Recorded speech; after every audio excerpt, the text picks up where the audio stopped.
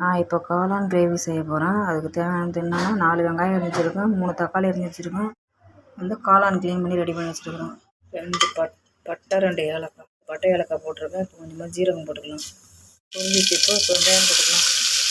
உப்பு போட்டுக்கிட்டேன், இஞ்சி பூண்டு சாந்து போட்டுக்கிறேன். இப்போ தக்காளி அரைச்சி விட்டுக்கிட்டேன்.